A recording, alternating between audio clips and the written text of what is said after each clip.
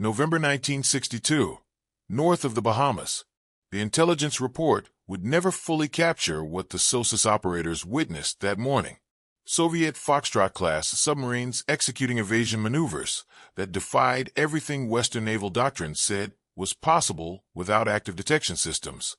Through the dark waters of the Atlantic, for diesel submarines, separated by kilometers of ocean with no radio communication between them, converged on strategic positions with timing that seemed supernatural.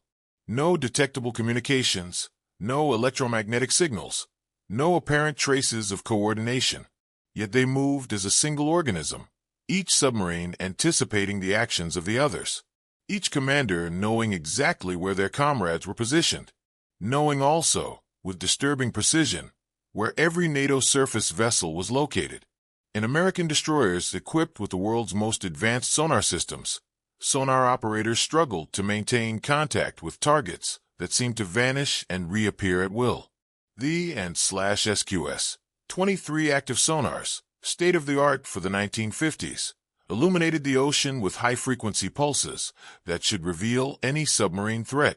Soviet submarines should have been blind at those depths, dependent solely on risky periscope observations to obtain information. The Americans were operating with technology the Soviets supposedly couldn't match. Passive sonar systems capable of detecting submarines at hundreds of kilometers, cutting-edge hydroacoustic arrays, revolutionary signal processing, and an undersea surveillance network that stretched across the entire North Atlantic. From the coasts of Nova Scotia to Iceland, the SOSUS system had created an invisible barrier that NATO planners believed no Soviet submarine could cross undetected. But the Soviets were operating with capabilities the West didn't know existed, not with superior technology, but with basic physics their enemies had forgotten to consider. A profound understanding of underwater acoustics that transformed every Allied active sonar into a beacon, shouting the exact position of every surface vessel. A network of passive sensors so sensitive they could detect the noise of a destroyer at distances NATO considered impossible. The transformation began on January 12, 1950, when the United States Navy realized that Soviet submarines, based on the best German World War II technology, posed a grave threat to American security. In secret technical meetings, Frederick Hunt, who had directed Harvard University's underwater sound laboratory during the war, argued that the Navy could use the SOFAR, sound fixing and ranging, channel to detect submarines at distances of hundreds of miles. The engineering team at AT&T and Western Electric, working under the highly classified Project Jezebel, created hydrophone arrays that would revolutionize anti-submarine warfare. Each SOSUS installation consisted of 1,000-foot lines of 40 hydrophones, placed on the seafloor at depths of 1,440 feet, connected by underwater cables to shore-based processing centers called naval facilities, or NAVFACs. The first prototype installation was deployed off Eleuthera Island in the Bahamas in January 1952. The arrays utilized the SOFAR channel, a layer of water at mid-depth where temperature and pressure create perfect conditions for low-frequency sound to travel extraordinary distances. In this channel, sound could propagate hundreds, even thousands of miles with minimal degradation. The LOFR, low-frequency analysis and recording, instruments installed at NAVFACs produce spectrograms showing the distinctive acoustic signatures of each submarine. The LOFRgrams revealed specific frequencies generated by diesel engines, cooling systems, propellers, and auxiliary equipment. Each submarine had its own unique acoustic signature, as distinctive as a fingerprint. But what American engineers didn't fully consider was a fundamental physical reality. Sound travels equally well in both directions. October 22, 1962. Cuban Missile Crisis. As the world approached nuclear war, Soviet Foxtrot-class submarines patrolled the Atlantic under conditions of absolute secrecy. For American naval intelligence, equipped with the SOSUS system and destroyer flotillas, with advanced sonar, locating these submarines should have been routine. The B-59, commanded by Captain Valentin Savitsky, operated north of Cuba. American destroyers harassed it with active sonar signals, attempting to force it to surface. But what the Americans didn't know was that each ping of their /SQS 23 active sonar not only revealed the submarine's position, but transmitted invaluable information to the submarine itself. Soviet sonar operators, using sensitive headphones and rudimentary but effective acoustic analysis equipment, could determine with disturbing precision not only the direction of each surface vessel, but its speed, its type, even its maintenance condition.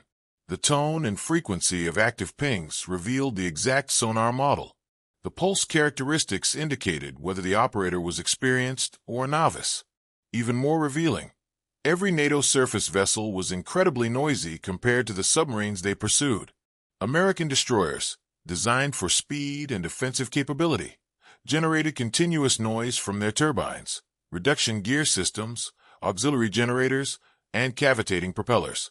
At cruising speeds, a Gearing-class destroyer produced acoustic signatures detectable at over 50 miles by submarines equipped with sensitive hydrophones. The Soviets had developed their own passive listening capabilities, learned from capturing German technology at war's end. Whiskey and Foxtrot-class submarines carried directional hydrophone arrays in their hulls. Though less sophisticated than SOSUS, these passive systems, operated by sailors trained to recognize each vessel type by its acoustic signature, provided information Westerners assumed the Soviets couldn't obtain. The paradox was profound. The more actively NATO searched for Soviet submarines with sonar, the more information it provided about the exact positions of its own forces. September 1968, Operation Northern Wedding. Massive NATO exercises in the North Atlantic designed to demonstrate anti-submarine capabilities. Dozens of destroyers, frigates, and cruisers, all equipped with the world's most advanced sonar systems, patrolled the waters between Greenland, Iceland, and the United Kingdom.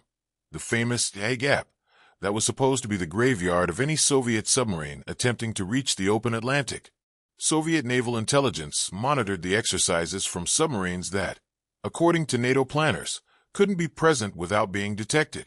But November and Echo-class submarines operated precisely in the exercise area, passively listening to every movement of every Allied vessel.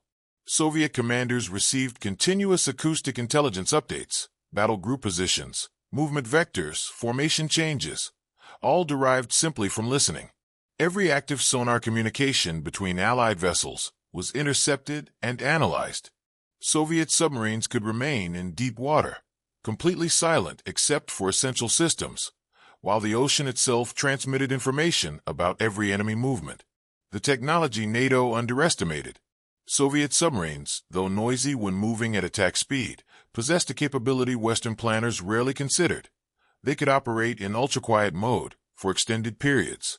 In this mode, shutting down all non-essential systems, gliding at minimal speeds, with electric motors producing barely detectable vibrations, a Soviet diesel submarine became an acoustic black hole. Soviet hydrophones, though less electronically sophisticated than Western ones, were operated by sailors who spent months training to recognize specific acoustic signatures. They could identify specific vessel classes by the rhythm of their propellers, distinguish British from American destroyers by subtle characteristics of their propulsion systems, even determine whether a vessel was executing training maneuvers or actual combat operations. More critically, the Soviets had developed extensive acoustic propagation tables for the North Atlantic. They knew every thermocline, every layer where temperature and salinity conditions created acoustic shadow zones or enhanced propagation channels. They could position submarines in locations where Western active sonar was less effective, while their passive systems exploited optimal acoustic conditions. October 1973, the test nobody saw. During the Yom Kippur War, while global attention focused on the Middle East, Soviet submarines conducted an Atlantic operation that revealed the real extent of their capabilities. Several Viktor-class submarines, the new Soviet nuclear generation, penetrated SOSUS defenses and operated for weeks in areas NATO considered under total surveillance. It wasn't until post-analysis that American analysts realized the Soviets had been present. Viktor submarines had exploited acoustic convergence zones, areas where refracted sound waves create regions where passive detection is exceptionally effective, but where they themselves remained in acoustic shadows relative to SOSUS. Admiral Sergei Gorshkov, commander-in-chief of the Soviet Navy, understood the reality Westerners preferred to ignore. In the ocean, he who listens patiently knows more than he who searches actively. Each sonar pulse is a radio signal shouting, "I am here." Silence is our most powerful ally. The vulnerability SOSUS created. The SOSUS system represented a massive investment. At its peak in the late 1980s, it consisted of 11 NAVFACs/NOFs, 14 CERTAS, surveillance towed array sensor system, ships, 2 ocean system commands, and approximately 4,000 personnel. Fixed hydrophone arrays extended for thousands of miles along the Atlantic and Pacific Ocean floors. But this system had fundamental weaknesses the Soviets systematically exploited. 1. SOSUS array locations were predictable. They had to be positioned at the continental shelf edge, where depth increased dramatically, limited by possible cable length, initially less than 150 miles. Soviet submarines learned to identify and avoid SOSUS optimal detection zones. 2. SOSUS depended on submarines generating noise.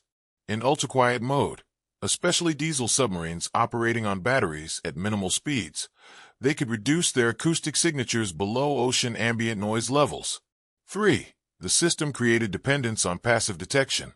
NATO surface forces, trusting that SOSUS would alert them to submarine threats, operated with less acoustic caution than if they didn't have this safety net. The statistics NATO didn't want to admit. In classified exercises during the 1970s and early 1980s, results were consistently disturbing. Soviet submarines could detect NATO surface vessels at distances 2 to 3 times greater than the distances at which those same vessels could detect submarines. During training operations, Victor and Charlie-class submarines could track entire battle groups for days without being detected, simply by listening passively. In 30 to 40% of anti-submarine exercises, enemy submarines, own Allied submarines simulating Soviet tactics, remained undetected until they voluntarily revealed their positions at exercise end. Submarines could determine with 90% accuracy the exact composition of enemy battle groups based solely on passive acoustic analysis. The irony of espionage. Eventually, Soviet intelligence learned about SOSUS's existence, with help from information supplied by the Walker-Whitworth spy ring. John Walker, a U.S. Navy warrant officer and submarine communications expert, sold countless naval messages to the Soviets from 1968 until his arrest in 1985. But the irony was profound. Though this espionage was valuable, the Soviets had already deduced the existence of fixed detection systems based purely on analysis of Allied patrol patterns and tactical behavior. They knew something was providing NATO with information about submarine movements that couldn't come solely from ships and aircraft. The Soviet response was systematic. They worked on quieting their submarines. By the end of the Cold War, in the late 1980s, SOSUS's ability to detect and track Soviet nuclear submarines at long ranges had decreased significantly. New Akula-class submarines were so quiet they could operate in areas previously considered dominated by SOSUS. March 1986, disastrous realization. During a classified NATO exercise in the Norwegian Sea, a Soviet Sierra-class submarine, one of the newest designs built with titanium hull, was tracked for 72 hours by multiple Allied platforms, destroyers, anti-submarine helicopters, and P-3 Orion aircraft. NATO commanders considered the exercise an exemplary success of anti-submarine coordination. Post-exercise, when American analysts correlated all acoustic recordings, they discovered a disturbing truth. There had been a second Soviet submarine present throughout the exercise, never detected, that had tracked every Allied force movement. Recordings revealed its presence only in detailed retrospective analysis, when analysts specifically searched for subtle acoustic anomalies. The undetected submarine had operated in ultra-quiet mode, positioning itself in acoustic shadow zones, exploiting oceanographic conditions to maximize its listening capability while minimizing its own detectability. It had monitored all active sonar communications, tracked all surface vessel movements, and presumably transmitted valuable intelligence to the Northern Fleet. The lesson nobody wanted to learn. Western naval analysts who understood the real vulnerability faced institutional resistance. Decades of investment in SOSUS, billions of dollars in active sonar systems, entire tactical doctrines built around submarine detection superiority, All this created inertia against accepting an uncomfortable truth. Passive detection superiority was a double-edged sword. The more noise Allied forces generated searching for submarines, the more information they provided about their own positions and activities. Rear Admiral James Watkins, in a classified 1984 memorandum, acknowledged the problem but struggled to implement solutions. Our active search noise compromises our operational security more than the submarine threat we attempt to neutralize. However, reducing active sonar operations would create detection coverage gaps that fleet commanders find unacceptable. Soviet acoustic advantages. Though Soviet submarines were generally noisier than their Western counterparts when operating at attack speed, they possessed advantages in specific situations. 1. Extreme silence capability. Diesel submarines, operating on batteries with all non-essential systems shut down, could achieve lower acoustic signatures than many nuclear submarines that had to maintain reactors running continuously. 2. Specialized training. Soviet sonar operators received extensive training in passive acoustic recognition. They spent months memorizing the acoustic signatures of specific Allied vessel classes. 3. Patience doctrine. Soviet naval doctrine emphasized long periods of silent passive listening. While Western commanders felt pressure to make contact and demonstrate active vigilance, Soviet commanders were trained to wait, listen, and gather intelligence without revealing presence. 4. Oceanography exploitation. The Soviets maintained detailed oceanographic data on thermoclines, currents, salinity, and temperature in key operational areas. They could accurately predict how sound would propagate under specific conditions and position themselves optimally. The transformation nobody predicted. By 1985, the Soviet Navy had achieved a capability that NATO planners in the early 1970s would have considered impossible. Akula-class submarines could operate in the Atlantic with acoustic signatures comparable to American Los Angeles-class submarines. More importantly, they had perfected quiet operation tactics that maximized passive listening advantages while minimizing their own detectability.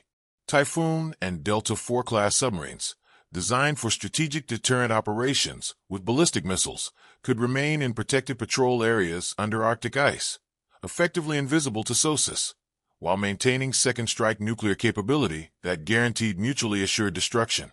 December 1989, the end of an era. With the Cold War's end, American analysts conducted comprehensive evaluations of anti-submarine warfare effectiveness during 4 decades of confrontation. The findings, many still classified, revealed a complex reality.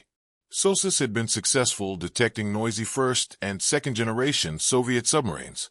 It had provided valuable early warning of fleet movements. It had enabled tracking of individual submarines during transits through geographic choke points. But it had also created false confidence in submarine domain dominance. It had led generations of naval planners to assume NATO would always know where Soviet submarines were, an assumption that exercises and later analysis proved dangerously optimistic. Statistics reveal the truth. Detection systems production and capabilities. SOSUS system, United States/NATO. Fixed arrays installed. Over 20 primary locations. Detection range against noisy submarines, 200 to 500 miles. Range against modern quiet submarines, 50 to 100 miles. Personnel at peak, late 1980s 4,000 people. Estimated total investment, $16+ billion, period dollars. Soviet passive acoustic systems. Hydrophones per Viktor/Akula-class submarine, 200 to 400 elements. Detection range against surface vessels at cruising speed, 50 to 80 miles. Range against destroyers executing active sonar, 100+ miles. Sonar operator training, 18 to 24-month specialization. Detection effectiveness in exercises, partial declassified data. Soviet submarines detected by SOSUS in transit, 1960s 70 to 80%. Soviet submarines detected by SOSUS in transit, 1980s 40 to 50%. Submarines in ultraquiet mode detected by surface forces, 20 to 30%. NATO surface vessels detected by submarines in passive listening, 90 to 95%. The acoustic superiority NATO possessed and lost. During the 1960s and early 1970s, NATO genuinely possessed significant submarine detection superiority. SOSUS was a technological marvel without Soviet equivalent. First-generation Soviet submarines were noisy enough to be reliably tracked. But this advantage created complacency. While the Soviets systematically worked on reducing submarine noise, Western planners continued assuming they would always have the acoustic advantage. They didn't adapt tactics for the scenario where enemy submarines could be as quiet as their own. The Soviets, by contrast, never had the luxury of complacency.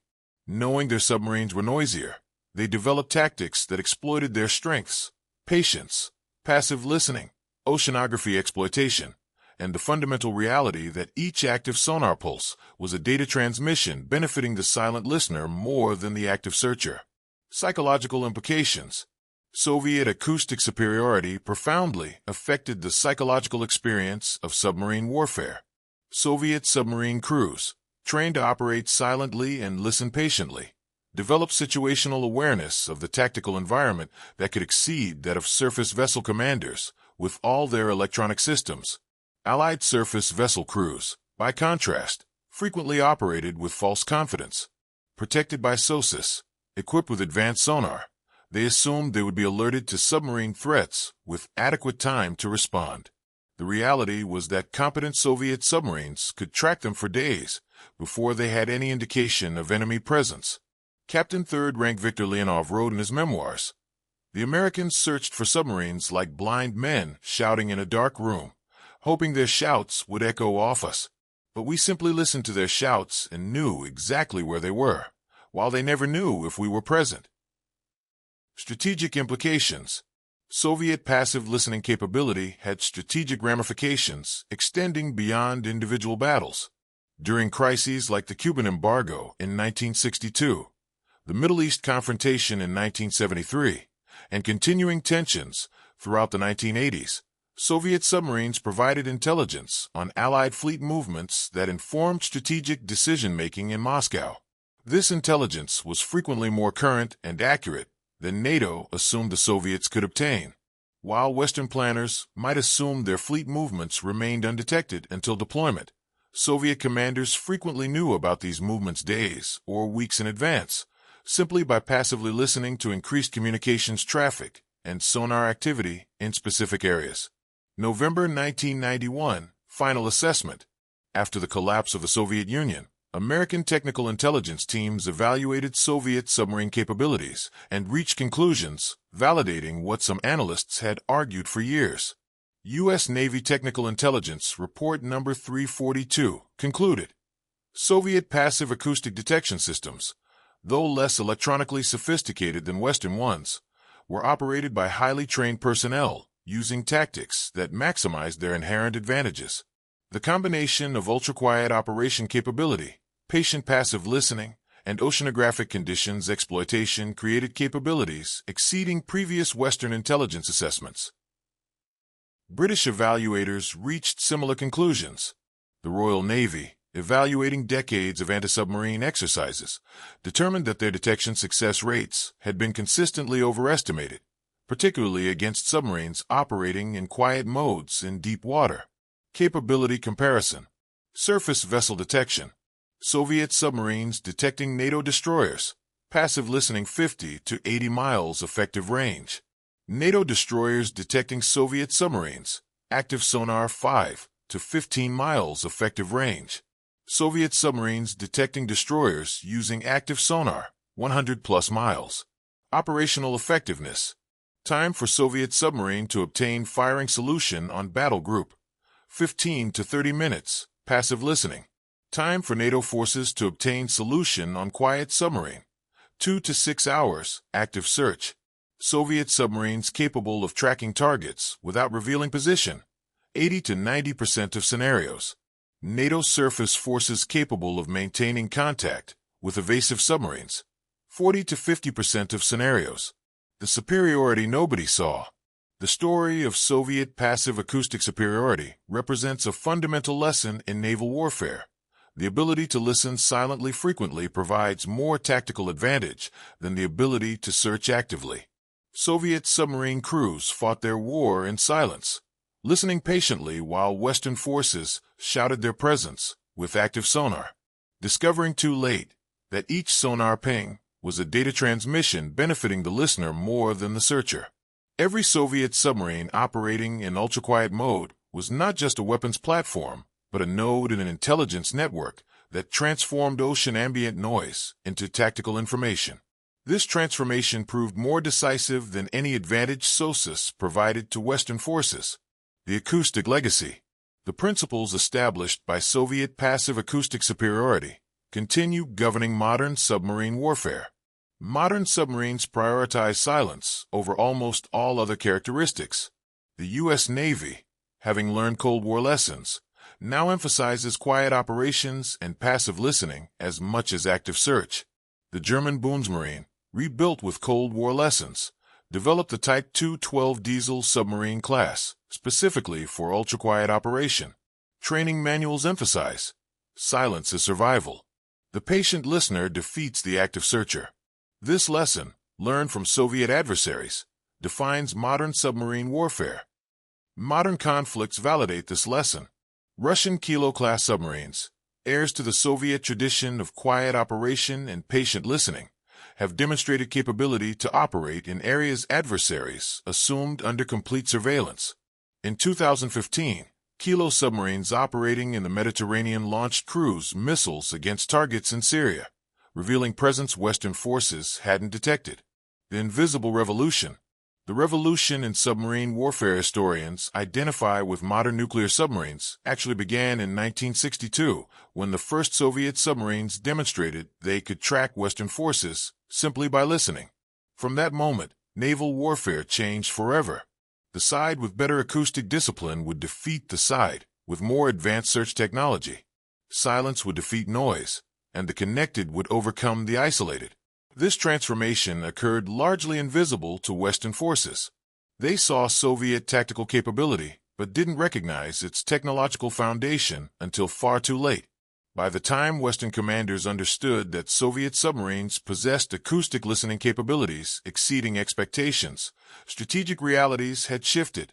The Western military's failure to recognize and adapt to Soviet passive acoustic superiority stands as one of the Cold War's great intelligence failures. Despite countless encounters demonstrating Soviet coordination and awareness advantages, Western leadership never fully prioritized solving the fundamental vulnerability. Their own forces were too noisy. In the end, the sound waves traveling through the Atlantic proved more powerful than the sonar pulses searching for threats. The ability to listen silently, to gather information patiently, to fight as invisible observers rather than as loud searchers. This capability determined outcomes more surely than any technological superiority in active detection systems. Soviet submarine acoustic superiority changed naval warfare forever, establishing the principle that in modern combat, silence equals survival and noise equals vulnerability. Western forces discovered this reality across 3 decades of Cold War confrontation, learning that the submarines they hunted were simultaneously hunting them, listening to every sound, tracking every movement, and remaining invisible in the acoustic shadows of the Atlantic.